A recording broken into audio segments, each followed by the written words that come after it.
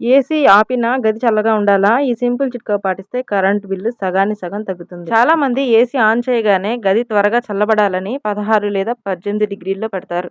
దీనివల్ల గది త్వరగా చల్లబడదు సరే కదా! కంప్రెసర్పై విపరీతమైన ప్రభావం పడి కరెంట్ బిల్లు పెరుగుతుంది. మన శరీరానికి 24 డిగ్రీల ఉష్ణోగ్రత అత్యంత సౌకర్యవంతమైనది. ఏసీని 24 డిగ్రీల వద్ద ఉంచితే కంప్రెసర్ తక్కువ శక్తిని వాడుకుంటుంది. దీనివల్ల బిల్లు సుమారుగా 20% తక్కువగా వస్తుంది.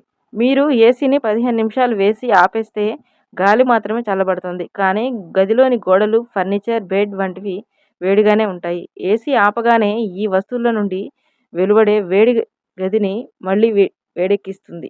అందుకే ఏసీని కనీసం 1 గంట పాటు నిరంతరాయంగా నడవనివ్వాలి. అప్పుడు గదిలోని వస్తువులన్నీ చల్లబడి ఏసీ ఆపిన తర్వాత కూడా ఆ చల్లదనాన్ని బయటకు వదులుతూ గదిని గంటల తరబడి కూల్గా ఉంచుతాయి.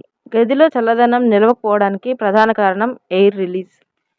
తలుపుల కింద, కిటికీల సందుల ద్వారా చల్లని గాలి బయటకు పోయి బయట ఉన్న వేడి గాలి లోపలికి వస్తుంది. మార్కెట్లో దొరికే డోర్ బాటమ్ సీల్స్ వాడటం లేదా మందపాటి దుప్పట్లు తలుపుల కింద అడ్డంగా పెట్టడం, కిటికీలకు గ్లాస్ ఫిలిమ్స్ లేదా మందపాటి బ్లాక్ అవుట్ కర్టెన్లు వాడితే సూర్యరశ్మి లోపలికి రాకుండా ఉంటుంది.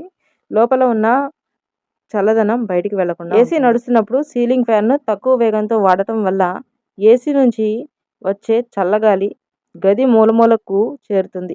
ఏసీ ఆపివేసిన తర్వాత ఫ్యాన్ వేగాన్ని కొంచెం పెంచితే గదిలో అప్పటికే ఉన్న చల్లగాలిని అది రీసర్క్యులేషన్ చేస్తుంది.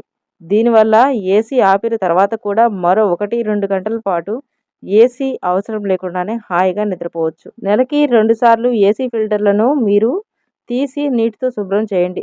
దుమ్ము ఉంటే ఏసీ గాలిని సరిగ్గా పీల్చుకోలేదు. ఏటా వేసవి ముందు ఒకసారి ప్రొఫెషనల్ సర్వీసింగ్ చేయించడం వల్ల గ్యాస్ లీకేజీలు లేకుండా చూసుకోవచ్చు. ఈ చిన్న చిన్న మార్పులు చేయడం ద్వారా వేసవిని హాయిగా గడపడమే కాకుండా పర్యావరణాన్ని కాపాడుతూ మీ కష్టార్జితాన్ని ఆదా చేసుకోవచ్చు.